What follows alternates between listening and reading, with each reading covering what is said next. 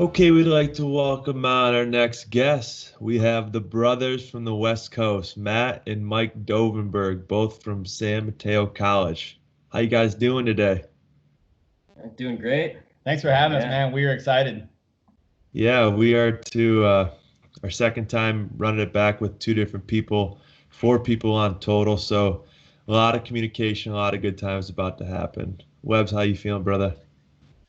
Steve, doing great today. They say that this time of the year up in the Midwest is some of the best weather you can ask for. We got 75 and sunny, low humidity. Life's good, although summer is going way too fast. Yeah, that's how it is, especially in Chicago. It always seems like that 2.5 months flies by. And then we got these guys. Weather, we got these Dovenberg brothers out there in the West Coast that's living it up. Yeah, man. Right. Got to get out here. We were at the beach this morning. Right. How's the surf today? It was low tide. It's low tide. So do you guys ever miss the Minnesota winters and playing football all the way through November or what? Not really. The 75 and sunny every day is pretty nice, but I will tell you the one thing we don't have out here is the thunderstorms. Yeah, you do end up missing those, don't you? Oddly enough. Yeah. I got a Minnesota, so it wasn't a play, so it was a coaching story. When I was in school, I was at the University of Minnesota too, and I coached at a high school while I was finishing up my last couple of years. I was offensive coordinator at Patrick Henry High School. Mm-hmm. And speaking of cold, we played a playoff game in either late October or early November, and it was pouring rain and wind. It was like 40 degrees at that like sleety, really cold. And I thought I was going to be a badass like Bud Grant and the Vikings from the old days. So I went out in just my coaching polos, and we're going to set a tone to this team. We're not afraid of anybody. And by the middle of the second quarter, my back was spasming, and I was so damn cold. And at that point, I had made this big deal of like, we're not afraid of anything. So I had to suck it up. We lost a playoff game, freezing my butt off for a good 2.5 hours. So I do not miss that at all. That's how you get mono or not. Yeah, no, I was going to say that's hypothermia. Pneumonia. Yeah, young and dumb. Now I'm just kind of dumb. I'm getting old. I get it because I've understood like the mentality, but it's also like, it's kind of nice as being warm and comfy too. It's just now I can understand like old linemen are like, hey, we're not wearing sleeves and stuff, but standing out there as a coach when you're not really moving too much. That was the issue. That was it. The difference. I wasn't playing. I had in my mind, it's a different game. You're just standing there looking at a play sheet. Yeah. It sounds good. After that first kickoff or first series, after the adrenaline drops off a little bit, it's a pretty harsh reality, isn't it? Oh, yeah. It's a long game after that. Sure. So, yeah, speaking of, being out on the West Coast now at College of San Mateo, you guys have had some serious success the past, few years. What do you guys contribute that success to? Well, it certainly started way before we got here. CSM was built with, we call it the Godfather. Coach Owens was the head coach here for years and years. California Junior College in the past was set at 3 levels, like A, B, and C levels. When he got here, we were, bottom of the barrel. And now, him building it, Coach Tulloch was a defensive coordinator. Coach Pollock, who is now our O-line coach, was the head coach in there for a chunk too. Those guys took it from C to B to A, and now we haven't lost a conference game in 4 years. We've been in the playoffs. We've been in the playoffs 2 of the last 3 years, and all 3 years. In the championship game 2 of the last 3 years, and that's a testament to the culture that was built long before we showed up, and we've just tried to do our best to add to it and honor the people that came before us. Yeah, trying to keep the standards the same, and just like Mike said. It's all the people that were there before us and the people that are there now. All those guys are still on staff. The guys Mike was talking about, Coach O, Coach T, Coach Pollock. So it's a very good, humble answer, but I do have to ask because it is challenging, right? Because say in a typical situation, you have 5 years with an individual player if they come onto a typical program. Here it's a 2-year college. Max, you'll have 2 years with these guys before they either move on or do something else. So that turnover is happening so much more rapidly than say in a normal program. It's harder to establish that culture. So, how do you find that, is it the recruiting, the type of kids you recruit, or is it truly this culture that they have to buy into, or how does that break down for you guys, do you think? Well, go ahead, Maddie. I would say it's both, honestly. Just due to our success, we've been fortunate to where we can kind of take guys that fit our program, our culture. But then as the players buying in is huge, where you got leaders on the team that are telling other guys, hey, this is how it's got to be. Here's how you got to act to get in line and take care of your classes and things like that. But I would say it's a little bit of both player driven and coaches driven. Do you guys vote for captains as a team, or do coaches kind of nominate players? But because in 2 years it's got to be hard, because I'm sure you got to mix in some freshmen probably along the way that have become natural leaders too, right? Yeah, I mean it's a team vote. I think kind of piggybacking on Maddie's answer, we also in the springtime of our program run a program we call Built for Life, which is basically everything but football. We talk about success in the classroom and how to be a student. Some of these kids, I mean, you guys know the stats. There's something like 50% of kids now don't have a father active in their lives. Well, so we're teaching them about toxic masculinity, and we're teaching them about, how to interact with people who are different than you. And I think as a result of that kind of stuff, they realize we care about them a lot more than just as like quarterback number 10, receiver number 7. It's Luke, it's Trey, it's Josh. It's that rather than just their ability to play. So that helps immensely. And then, I mean, Maddie covered it. Like, players enforce a lot of stuff, and we knew we were going to be pretty good last year when there are problems that I'd find out later on that never got to the staff, that were just handled. And like, hey, you're not acting right. This is going to change. You're not going to be here. And when your best player is the guy saying that, you've got a really good chance to be really, really good. That's incredible. Yeah, it's cool to hear the quick turnaround that these guys make, especially being 1 or 2 years. You're not getting 4 years like Webb said. But touching on that, because it is a 2-year college, how do you describe the feeling as a coach seeing a kid come in and the next year they're already earning a scholarship to a 4-year school, or even after 2 years seeing that type of thing happen? It's so freaking cool. Like, you see these guys who are coming from absolutely nothing and making huge sacrifices, families making huge sacrifices, where kids driving to school from across the bay, and then he's got a 4-year scholarship, and he's going to go get his education and set himself up for life, really. And it's super, super satisfying. Dead on. I mean, we say all the time, we're a transfer program that happens to play championship level football. Going back to investing and pouring into these kids off the field. Most of our guys are with us for a reason. Once in a while you get a kid that was missed in recruiting by the 4-year level, and maybe an FCS level kid that wants to play in the Mountain West, or Mountain West level kid that wants to play in the Pac-12 or the SEC. But for the most part, these guys needed something else, like academic help, or they need to grow up.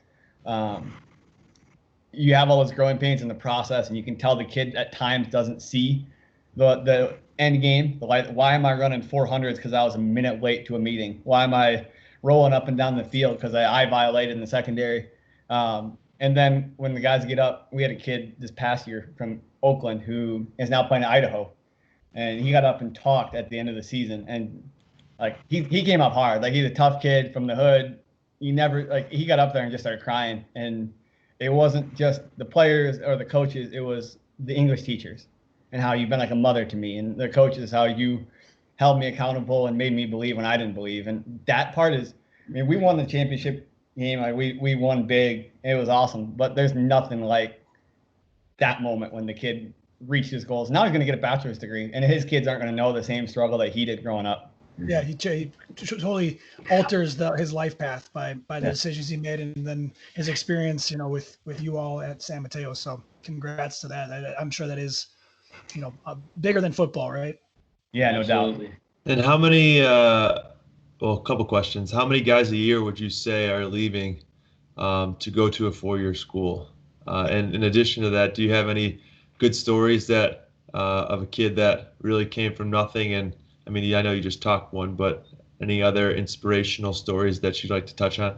God, there's so many. I would guess we've got probably between 25 to 30 guys that transfer out. I would say, 25. Well, really 35 when you include some guys that play, NAIA level or D2 level football, but 25-ish. We had 1 year, 2 years ago, we had 30 Division I guys. Wow. That's amazing. Yeah, 25 to 35 each year, which is, every sophomore that comes in and finishes has earned some sort of scholarship to go play, which is, I mean, at that point, you got to show up, keep showing up, and we're going to keep coaching and doing what we ask you to do, and just trust you're in the going to make process. it. But gosh, and other stories, and we had a bunch of 3-year kids. We'll have kids that come in and do what we call gray shirt, where they're academically either quite a ways behind and need a remedial math or remedial English without playing that. And they take 11 units, and then we'll start their eligibility the following year, or they're just an injured guy. That's often a gray shirt, injured in high school track or soccer or whatever they're playing in the springtime. Like we had a safety this year who's going to Stony Brook Division I in New York, who was here right when I got here 3 years ago. And if you would have told me that kid is going to go play Division I football across the country, you're out of your mind, because he could not do anything right, like behavior-wise, academically. He was just gone. He was trying to fight everybody. He was just angry and didn't know what he was doing. And like our coaching staff just kept pouring into him. And he was a captain, I think, at the end of the year last year. He was definitely he was voted most inspirational by his teammates.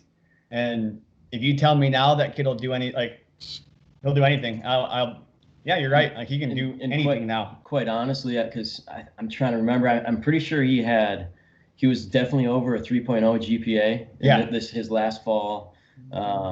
And just seeing that kind of change and like showing up on time and stuff, no behavioral issues at all during the season. Yeah, he's the guy I was thinking of that like handled issues in the locker room.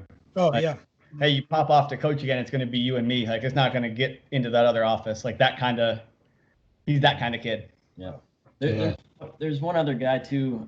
His name's Dominic Jackson, I would say, and he was at CSM right before Mike and I got there, but he didn't graduate from high school from Homestead. He, some had a learning disability, whatever you want to call it, but came to us. We set him up with the right people, gave him the resources around him, in terms of tutors, helping him in classes. And he ended up graduating from CSM with his AA degree, took a full ride scholarship to the University of Alabama, and started for their national championship team and got a national title ring out of it as well. So it's so cool. Like seeing, I mean, like, we just listed off 3 guys, kind of getting through adversity and changing the outcome of their futures and their future families and stuff like that. But we could sit here for a long time and go through with more. That's got to be just incredibly humbling to see and experience these kids. And you guys are part of it. You're huge role models in that whole change. So changing topics a little bit, Coach Mike. Obviously, us 4 have talked about this a little bit in the past, but our viewers aren't really aware. You went through a cancer experience. So I was curious, you're in remission now, so we're all good, but I was curious if you can dive into that a little bit. Tell us what happened and the process that you took to get into remission. Yeah, absolutely. Definitely the hardest thing I've ever done. When I was out here first, before Maddie got here, I was coaching special teams and tight ends that spring. And then I was feeling sick all through spring ball and kind of pushed through it. And finally went to the doctor afterwards. Well, ultimately got a blood test, and they called me when I was actually wedding venue hunting with my now wife. Like, you need to go to the emergency room right now. Like you've got leukemia. And, so yeah, I got the ER probably 7 p.m. and I was on chemo by midnight. Oh my gosh. It was a quick turnaround. So that first day I did 30 days in the hospital of pretty intensive chemotherapy. I lost like 45 pounds in that 30 days.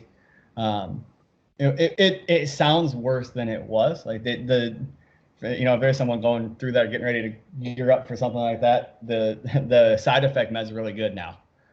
So there wasn't a lot of like vomiting and nasty stuff. It was just, you're really tired and you can't keep weight on. But we did 8 months total of chemo after I got out of the hospital.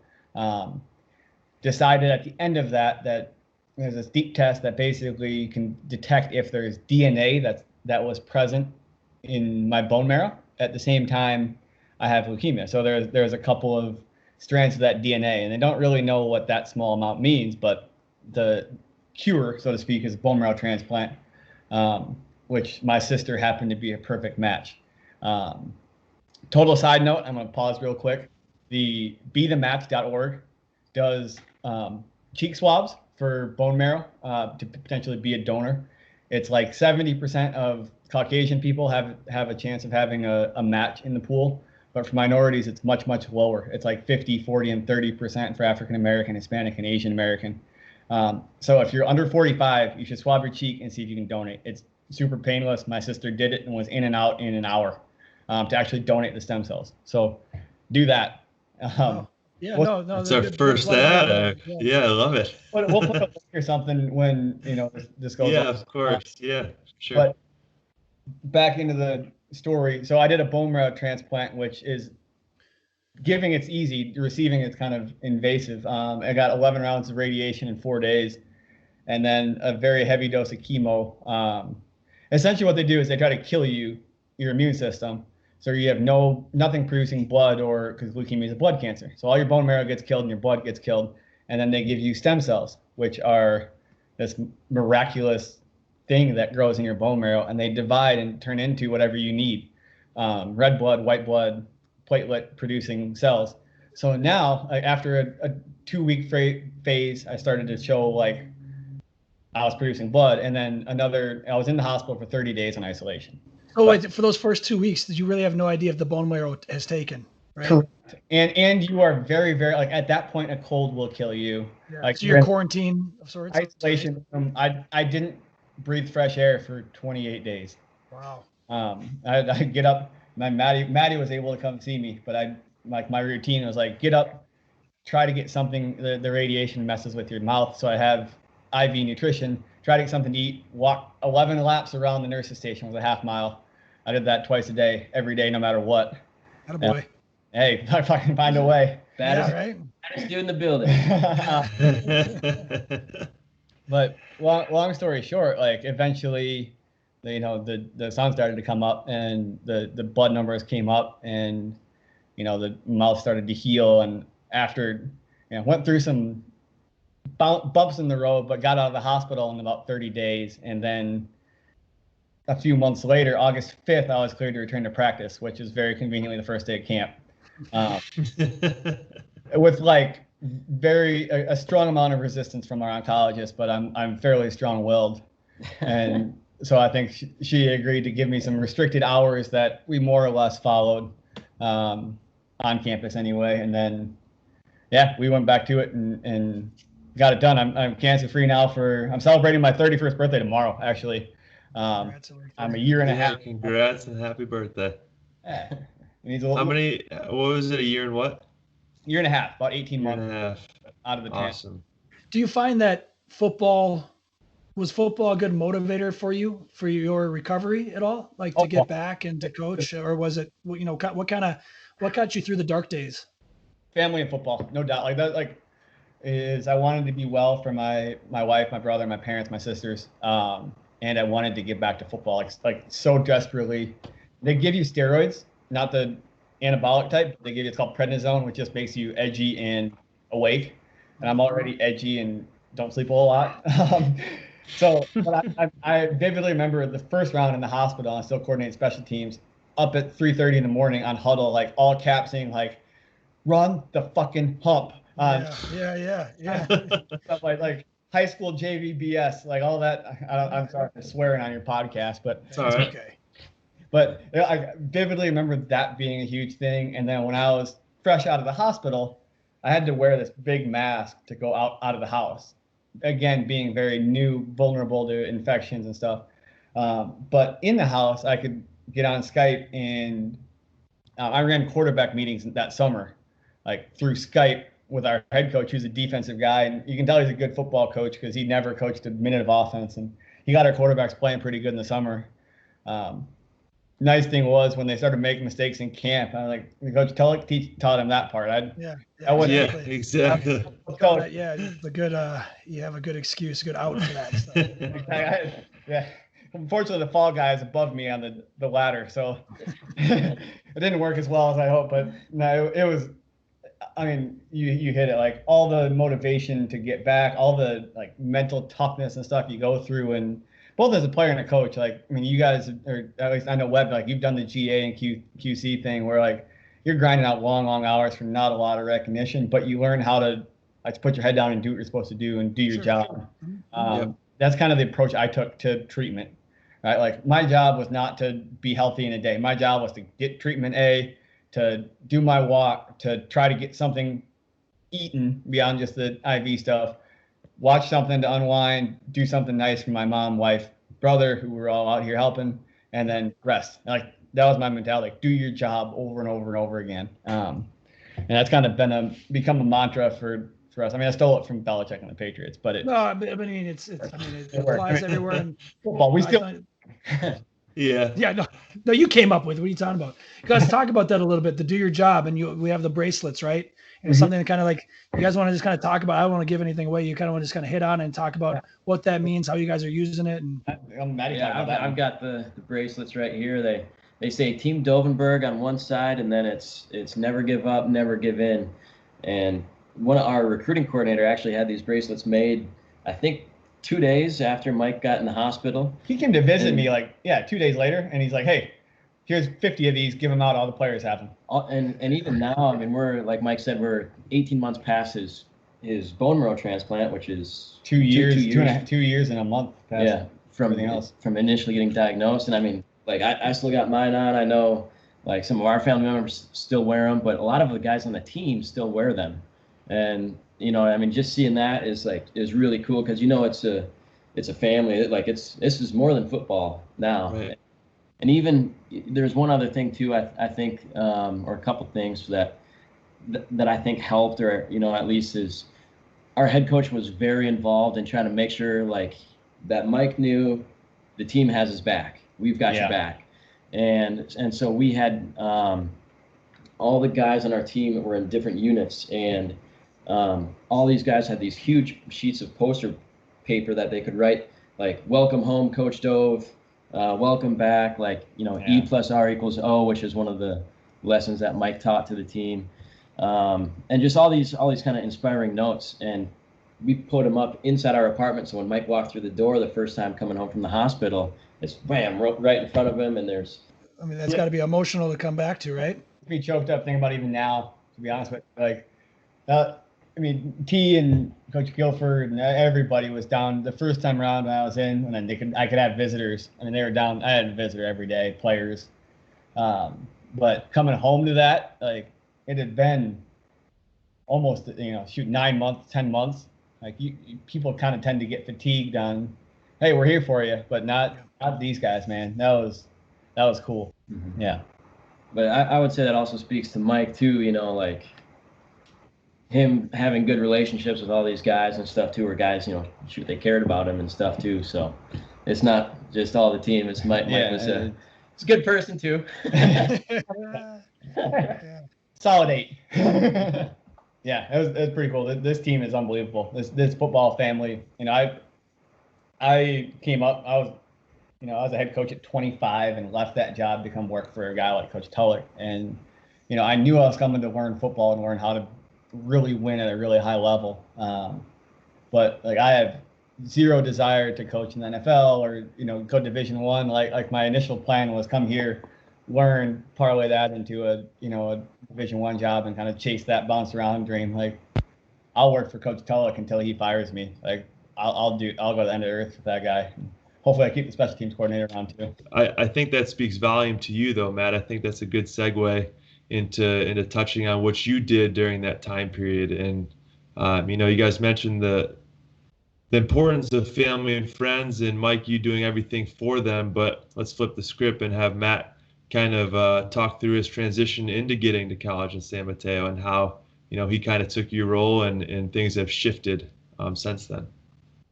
Yeah. So I guess when Mike first got diagnosed, I was coaching elsewhere at a 4-year school, and I ended up coming out here and met Mike in the hospital and just hung out with him for a long weekend, and met Coach T in the hospital room too with Mike, and coach was trying to figure out what Mike was going to be able to do in the season, and what he would be, basically be able to be back or not and stuff like that.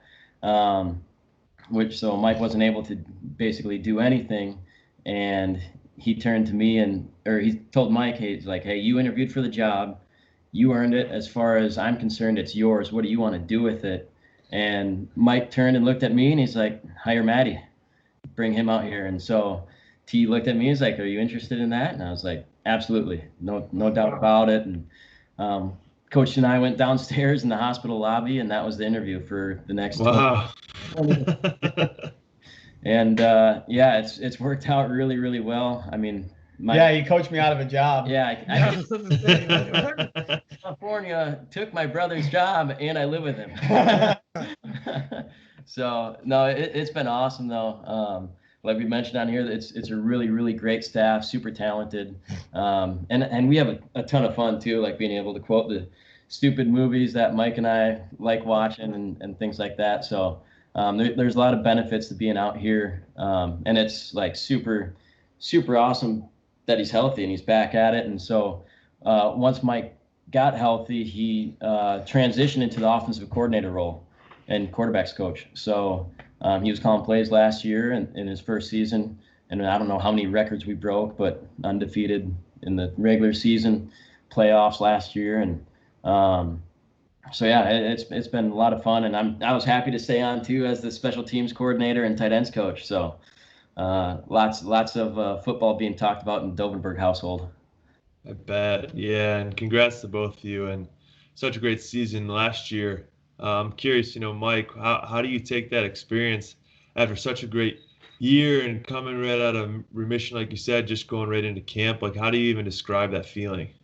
I mean, it was surreal. Like, when you're laid up like that, especially when you're on the isolation part of it, it's like I would kill to run 2-a-days. That thought went through my mind a whole bunch. And you do some soul searching, whatever, like, am I coaching and leading the way I want to and all that. And I think having gone through what I did gave me some perspective, which made me a better coach. But man, like, I couldn't do a body weight squat when I got out of the hospital. So it was like I had to get my body ready, my mind ready. And, I was going to coach for guys at that point where, heroes and like idols of mine in coaching. So like, I better come correct. And we clicked. We had a great group of leaders on the offense and the defensive side for that matter, but on the offense, and players played their butts off for each other, and coaches coached. Like our whole staff just did a fantastic job, filling in, areas that I needed to work on, and building relationships that were so strong that all of our kids, I think, knew we believed in them and knew that we had their backs. And I could have, guys like Matt bring something to me like, hey, we can get the tight end more involved doing this. And that kid's going to Texas Tech, so it worked. I just can't let him call any plays. The last time I let him take my job, he never let go of it. Yeah. It's like everything's all fun and games until you're like, hey, let's just this way you can wait in the corner there a little bit. The spring game is over. Everybody calm down. Yeah, and obviously, both of you are such great coaches, but I know this was last year, so 2019, but taking it back to 2014, Mike, you were in the 30 under 30 by the AFCA. How did that feel? Oh, that was so cool. I mean, that was the first time. I think they do it every year now, but that was the first one. And it was incredible. I mean, it was 30 guys from, every level, but you're in the room with guys like Davita Pritchard, the quarterback coach at Stanford, and some really sharp high school guys and some guys that I'm still close with now. It really helped me shape my philosophy and beliefs as a coach. Like, I'll never forget, one of the speakers was Bill Curry. And Coach Curry came in. He was the head coach at South Carolina and at Georgia State, and he's in the SEC Hall of Fame, and he's probably in his 70s now, but he's got these like steely blue eyes, and he's still a big, intimidating guy. And he just comes in and looks. I was in the front row, like taking notes, sitting up, and he looks me dead in the eye and is like, you remember when that 6'5", 300-pound kid comes into your office and sits down, because that is a scared child, and it's your job to take care of that child. You must make sure he feels safe. And it's like, oh my God, I'm like, write that down. Do you mind saying that again? I lost track. Yeah, yeah, but it was such a like no kidding moment, right? Like these kids are 18, 19 years old, and they may be big and strong and athletic, but a lot of these kids come into your office looking for really nothing more than a hug or someone to tell them that they're important and they matter. And I think I go back to that all the time, especially when a kid's screwing up, not acting right in the classroom or missing things. I think before that kind of meeting, a kid misses a practice or misses class. It's like, no, screw you. You're running. I don't want to hear anything. You're running. Run. Get out of my sight. And now we still run them like crazy, but it's also what happened? What's going on? What can I do to help you be successful? What do I need to communicate the rules better, which I'll continue to do with running up and down this hill? Do we need to help you find resources? Are you just scared to go to office hours? And like that's the thing too people miss is that kid's 6'5", 300 pounds, but he's terrified to read in class. Right. Or like you have to ask and you can't make any assumptions about, oh, he screwed up because he just doesn't care. He probably is as scared as maybe an average kid would be to show up and try to play college football. Right. Do you see a lot of response from the kids? Are they more open to telling you like the problem or situation that they have?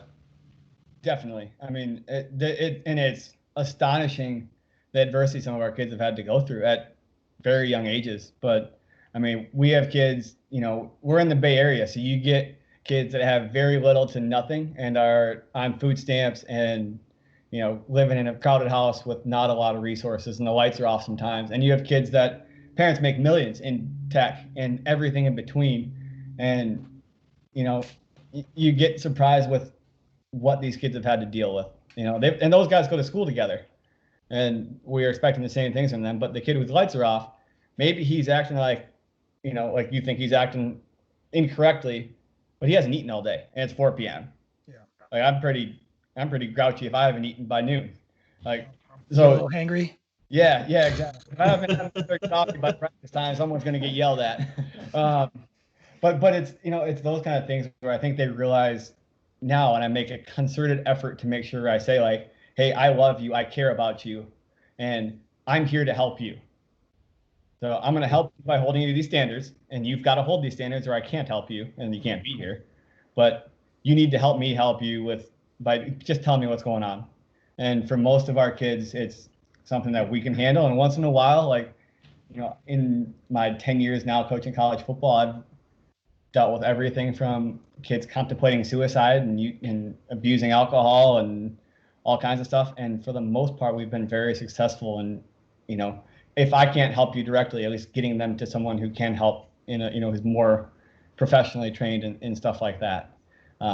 That's our purpose at CSM. And I think as coaches in general, is our job is to help these kids become better men, be better versions of themselves when they leave your program. Well, it's interesting. You brought up how important it is for a coach, for these players being vulnerable, let them know that they can be vulnerable with you. Right. And that's how we kind of grow together and you get a better understanding of each other.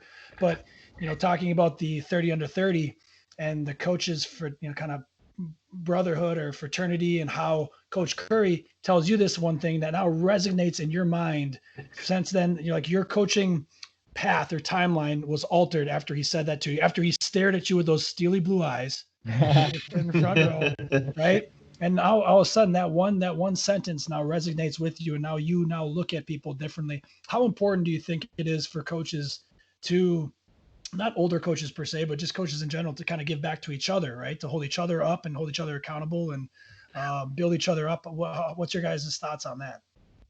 It's huge. I mean, you want coaches, you'd like to think that everyone got into here for the same reasons, to help the kids. And if there's something that we're doing as coaches that can help high school coaches, other college coaches, NFL coaches, like, we are an open door, like, we're happy to talk and and here's some ideas that we use. Try, this might work or whatever. And a lot of it's not the X's and O's, So, but I mean, we're huge on professional development and getting to better yourself as well.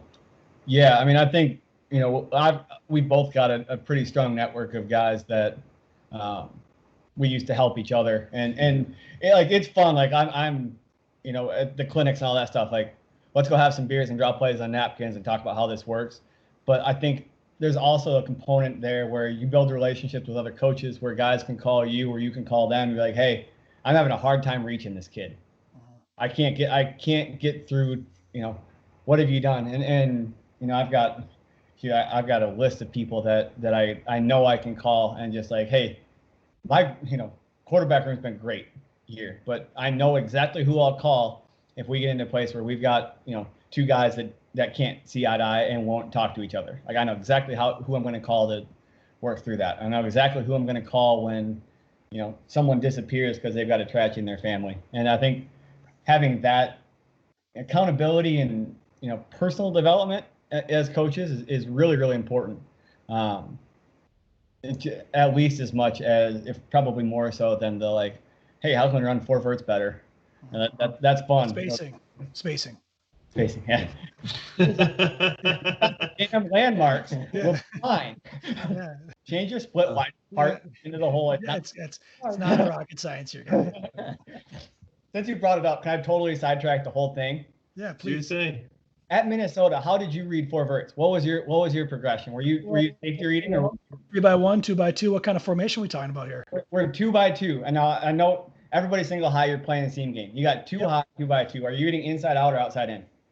I'm still gonna be reading, I guess. Still going to be reading outside in, potentially how hard the corner is for a honey hole shot, right? But really my eyes are on that safety, and I'm really concerned about that inside or the outside back, or what kind of depth and how much is he rerouting my seam route, because I actually prefer to move the mic to the field, or know that he's going to track my back and do probably like a boundary seam to outside down to my back, and just keep it simple like that. Yeah. Sounds simple. we've done back and forth. Like it's amazing how many clinics, like everybody runs 4 verts. Yep. And you talk to the air raid guys, and I just throw the open guy. Yeah. Like, just throw it to the open guy. You watch Mike Leach sit there with the tobacco chew and a coffee, like, oh, he's fucking open on there. You should throw it. Yeah. I wish it was that easy. No, yeah. I like to have. I've gone to being more. I like to have precise, strict rules, and that way, when we're watching tape, I can grade them accordingly, instead of being like, yeah, just figure it out. Yeah, figure it out. Yeah, I'm 100% with you. And we've been working. If you're checking the ball down, I'm fine. Like, that's okay. Yeah, we had a shot on like a seam there, sure, and you'll get more aggressive there as we watch tape. But find the completion. That ball's out of your hand and in someone else's. Like, we're gonna be okay. Well, okay, really quick, one more football thing, Steve. Sorry, and we'll get back onto it. No, outside guys. Do you like those guys to read out of it? Like, do you like them to run comebacks or like mini comebacks at all if they got a guy over top of them, or how do you like to do that? So I've done it both ways, where we'll truly read it. And you can basically follow it anywhere from 8 to 15 yards, and you just fall out and we got to see it. Now we call it where there's one play where we can read it, and one play where they just locked and gone. And we call them 2 different.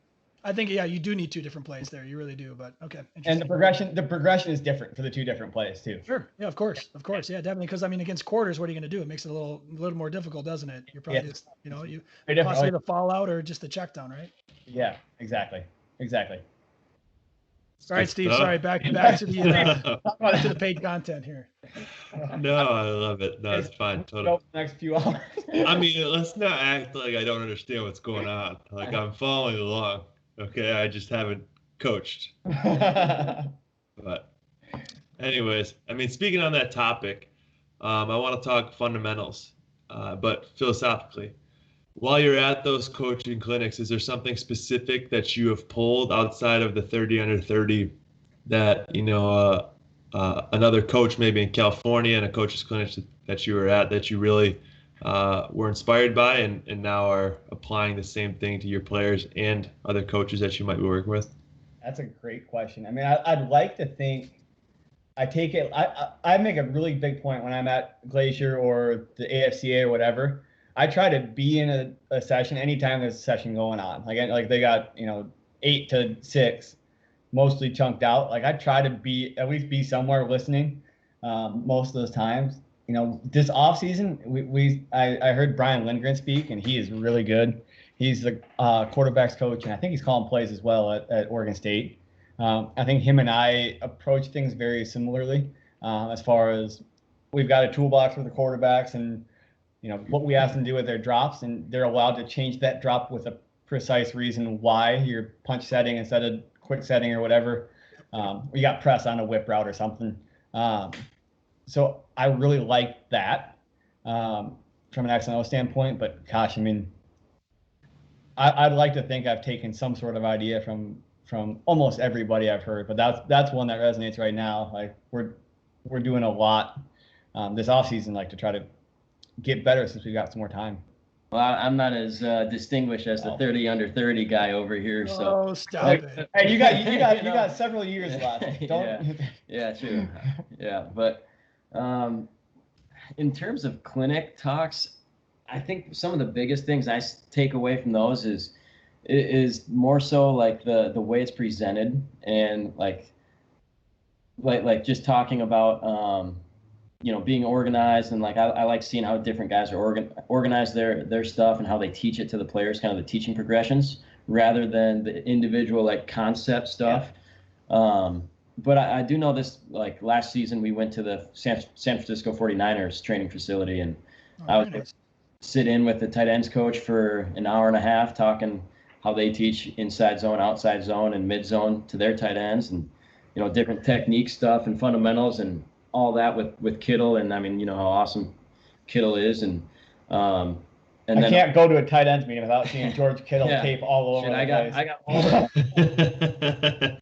Well, why wouldn't you? I mean, he's one of the best, right? I mean, in the game right now. Yeah, I went through all the 49ers film this offseason and just got my tight end playbook basically from George Kittle. So you guys are gonna be a big outside zone team? Is that what you're saying?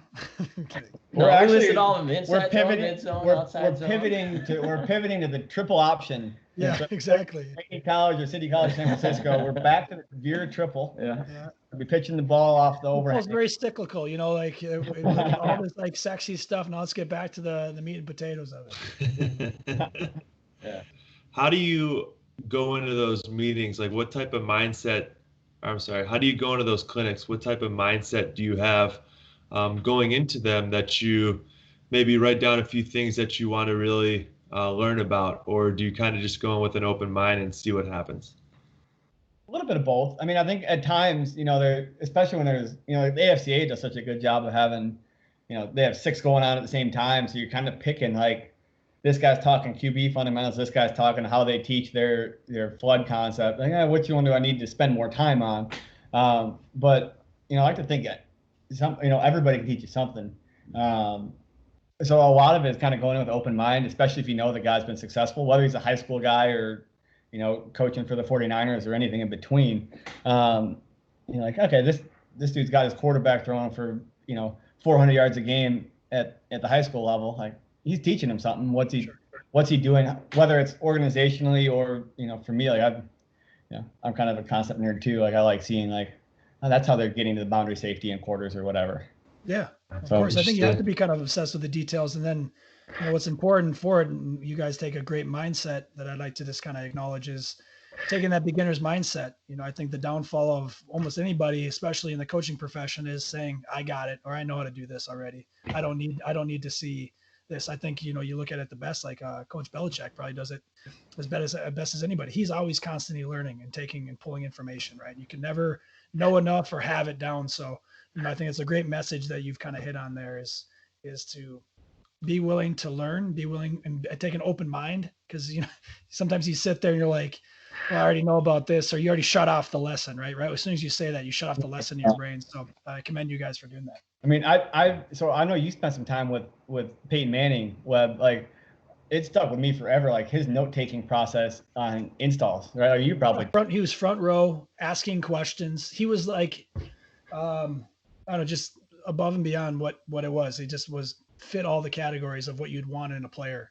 Wants to be coached, takes detailed notes every single day, even if it's like day one install stuff, and is asking questions even on like day one install, it's just mirrored hitches. And he's like, okay, so what's the depth there? Let's just talk through the depth and the step. He's just obsessed with it. And it's like, that's what I took from him. So yeah, again, when you can be around those people at a high level and see that, and you realize that plays a probably direct correlation to his success. I mean, it motivates you and says, you better open up your freaking notebook and take some detailed notes. Definitely. Sure. And if you get stuck, like hire your younger brother to be in the room with you all the time. Dumbass once in a while. I do talk to Mike different than to any other offensive coordinator I've ever worked with. Yeah. I've never punched a coworker until you address me as sir. Yeah.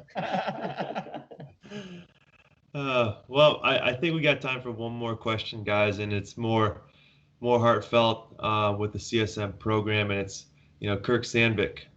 He's been around for a long time as the ball boy. You guys want to go in depth on that a little bit and let the people know who he is? Yeah, Kirk Sandvik is like a true bulldog. He's been the ball boy for this program for, I think he's going on 42 years now. He's at every Zoom meeting, logged in.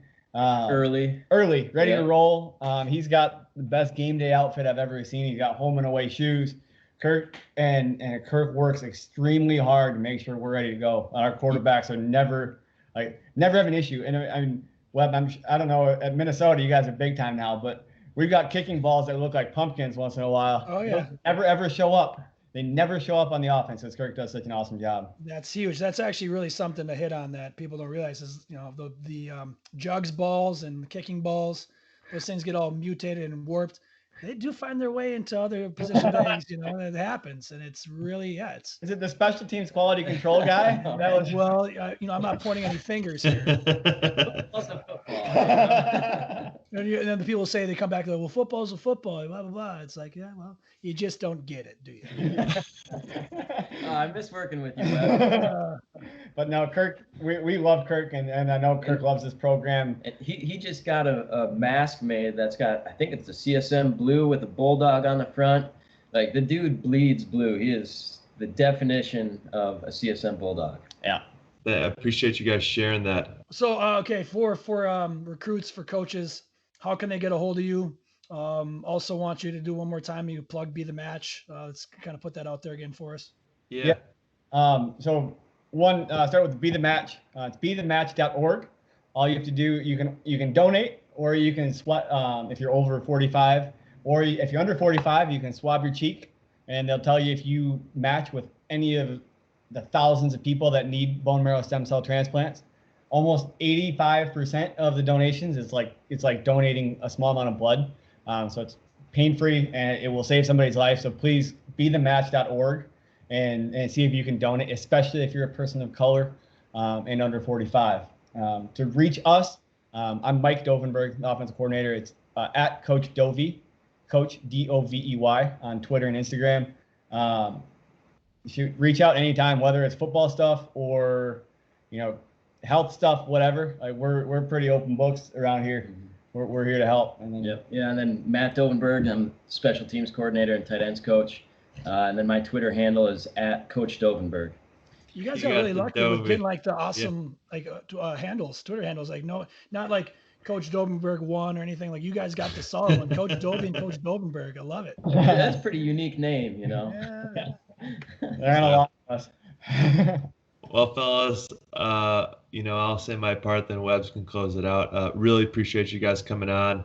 Such a unique story, and a story of inspiration and, tribulation. And now look at you, both living together, moving together. Congrats on the house, Coach Dovey, or the condo, I should say.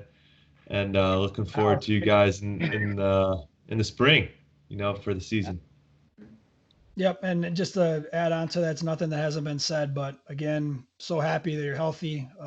Although you hate to see people go through those experiences, life doesn't really care, right? It chooses people randomly, and your mindset and mentality is very inspirational. So thank you for sharing it.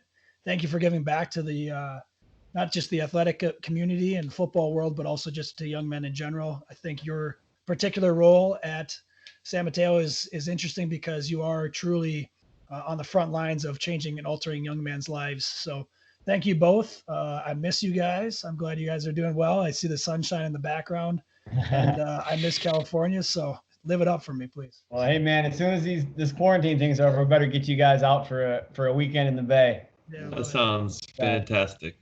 Fully expensed too. Yep. Yeah, you got eligibility left, right, Steve? Yeah. No, I don't. I don't know. I don't think so. So, all right, fellas. Well, have a great day. Appreciate your time again. Yeah, thanks. Cheers. Guys. See ya. More than a feeling, no, it's something I believe in. You light up the night, yeah, you light up the night. You got the sun in your eyes, yeah, you got the sun in your